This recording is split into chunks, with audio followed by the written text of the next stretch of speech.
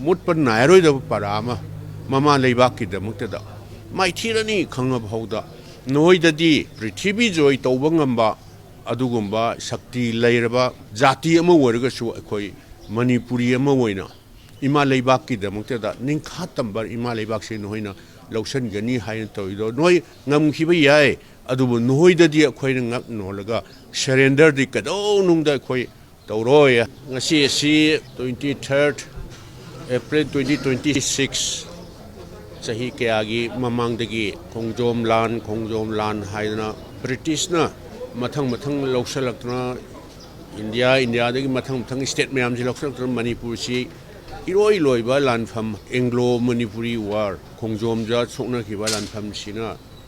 iroi loiba lanni haidana sugumba yamna historic oiba numit asi Manipur Pradesh Congress Committee na organize tawbidna khoi ngasi mafam masida pangthok jabani ayamba matamdadi khongjom torenda maduda tarpan katna athauba singi mafamda kok nondana ikai khumnaba utna tawjabani adubu hojik Manipur gi leiriba phibam sidaida khoi yamna katti katchaning mani adu khongjomda chatlaga madudaida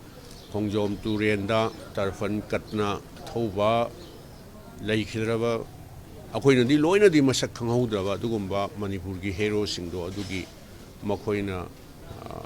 ꯑꯔꯣꯏꯕ ꯂꯥꯟꯐꯝ ꯑꯣꯏꯅ ꯁꯣꯛꯅꯈꯤꯕ ꯕ꯭ꯔꯤꯇꯤꯁꯀ ꯁꯣꯛꯅꯈꯤꯕ ꯂꯥꯟꯐꯝ ꯃꯐꯝꯗꯨꯗ ꯑꯩꯈꯣꯏ ꯀꯩꯅꯣ ꯇꯧꯖꯕꯅꯤ ꯑꯗꯨꯕꯨ ꯍꯧꯖꯤꯛ ꯃꯅꯤꯄꯨꯔꯒꯤ ꯂꯩꯔꯤꯕ ꯐꯤꯕꯝꯁꯤꯗꯩꯗ ꯁꯤꯗ ꯁꯨꯝ ꯑꯩꯈꯣꯏꯒꯤ ꯄꯥꯔꯇꯤꯒꯤ ꯑꯣꯏꯅꯗꯤ ꯃꯅꯤꯄꯨꯔ ꯄ꯭ꯔꯗꯦꯁ ꯀꯪꯒ꯭ꯔꯦꯁ ꯀꯃꯤꯇꯤꯅ ꯁꯤꯜꯂꯒ ꯃꯐꯝꯁꯤꯗꯩꯗ ꯑꯩꯈꯣꯏ ꯐ꯭ꯂꯣꯔꯦꯟ ꯇ꯭ꯔꯤꯕꯨꯠꯁꯤ ꯑꯩꯈꯣꯏ ꯀꯠꯆꯕꯅꯤ ꯑꯗꯨꯒꯨꯝꯕ ꯂꯩꯈꯤꯗ꯭ꯔꯕ ꯃꯃꯥ ꯂꯩꯕꯥꯛꯀꯤꯗꯃꯛꯇꯗ ꯀꯔꯤꯒꯨꯝꯕ ꯈꯣꯡꯐꯝ ꯑꯃ ꯐꯥꯎꯕ ꯂꯦꯡꯗꯅ ꯃꯈꯣꯏ ꯂꯥꯟꯐꯝꯗꯨꯗ ꯃꯥꯏꯊꯤꯔꯅꯤ ꯍꯥꯏꯕꯁꯤ ꯃꯣꯏ ꯈꯪꯕꯅꯦꯕ ꯕ꯭ꯔꯤꯇꯤꯁꯀꯨꯝꯕ ꯌꯥꯝꯅ ꯁꯛꯇꯤ ꯂꯩꯕ ꯃꯇꯝ ꯑꯗꯨꯗꯗꯤ ꯕ꯭ꯔꯤꯇꯤꯁꯁꯤ ꯄ꯭ꯔꯤꯊꯤꯕꯤ ꯄꯨꯝꯅꯃꯛ ꯑꯌꯥꯝꯕꯅ ꯑꯣꯜꯃꯣꯁ ꯖꯣꯏ ꯇꯧꯔꯛꯇꯅ ꯀꯌꯥꯃꯨꯛ ꯌꯥꯝꯅ ꯁꯛꯇꯤ ꯂꯩꯕꯒꯦ ꯍꯥꯏꯕꯕꯨ ꯕ꯭ꯔꯤꯇꯤꯁꯇꯗꯤ ꯑꯍꯜ ꯂꯃꯟꯁꯤꯡꯅ ꯃꯇꯝꯗꯨꯗ ꯍꯥꯏꯅꯕꯗ ꯅꯨꯃꯤꯠ ꯇꯥꯕ ꯂꯩꯇꯦ ꯍꯥꯏꯕꯗꯤ ꯏꯟ ꯗ ꯁꯦꯟꯁ ꯅꯨꯡꯗꯥꯡꯗ ꯐꯥꯎꯕ ꯃꯈꯣꯏꯗ ꯑꯃꯝꯕ ꯍꯥꯏꯕꯗꯨ ꯂꯩꯇꯅ ꯑꯗꯨꯛꯀꯤ ꯃꯇꯤꯛ ꯁꯛꯇꯤ ꯂꯩꯈ꯭ꯔꯕ ꯑꯗꯨꯒꯨꯝꯕ ꯕ꯭ꯔꯤꯇꯤꯁꯁꯤꯡ ꯑꯗꯨꯗ ꯃꯗꯨꯒꯤ ꯑꯔꯣꯏꯕ ꯃꯅꯤꯄꯨꯔꯤ ꯑꯃ ꯑꯣꯏꯅ ꯏꯃꯥ ꯂꯩꯕꯥꯛꯀꯤꯗꯃꯛꯇꯗ ꯀꯩꯗꯧꯅꯨꯡꯗ ꯅꯈꯣꯏꯗ ꯁꯔꯦꯟꯗꯔ ꯇꯧꯔꯣꯏ ꯁꯤꯔꯕꯁꯨ ꯁꯤꯅ ꯏꯃꯥ ꯂꯩꯕꯥꯛꯀꯤꯗꯃꯛꯇꯗ ꯀꯠꯊꯣꯛꯀꯅꯤ ꯍꯥꯏꯗꯅ ꯃꯄꯨꯟꯁꯤ ꯀꯠꯊꯣꯛꯈ꯭ꯔꯕ ꯄꯥꯎꯅꯥ ꯕ꯭ꯔꯖꯕꯥꯁꯤ ꯃꯦꯖꯔ ꯌꯦꯡꯈꯣꯏꯕ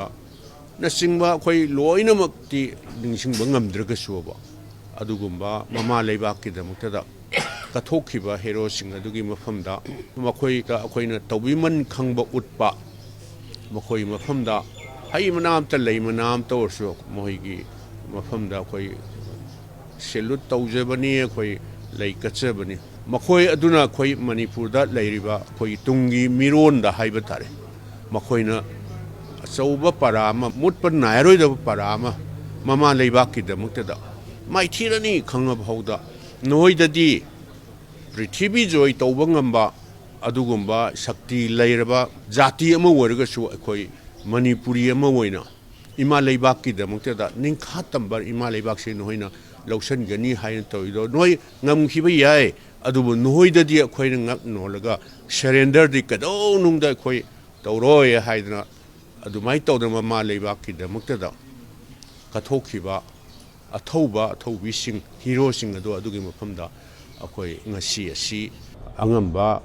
ꯐ꯭ꯂꯣꯔꯦꯟ ꯇ꯭ꯔꯤꯕꯨꯠ ꯀꯠꯆꯕꯅꯤ ꯃꯈꯣꯏꯅ ꯑꯩꯈꯣꯏꯗ ꯃꯨꯠꯅꯥꯏꯕ ꯅꯥꯏꯔꯣꯏꯗꯧꯕ ꯑꯗꯨꯒꯨꯝꯕ ꯇꯨꯡꯗ ꯍꯧꯔꯛꯏꯕ ꯃꯅꯤꯄꯨꯔꯤꯁꯤꯡꯗ ꯑꯩꯈꯣꯏꯅ ꯄꯥꯔꯥ ꯑꯃ ꯇꯝꯕꯤꯔꯝꯃꯦ ꯑꯩꯈꯣꯏ ꯃꯅꯤꯄꯨꯔꯗ ꯂꯩꯔꯤꯕ ꯑꯩꯈꯣꯏ ꯀꯥꯡꯂꯨꯞ ꯈꯨꯗꯤꯡꯃꯛꯁꯦ ꯑꯩꯈꯣꯏ ꯑꯃꯠꯇꯅꯤ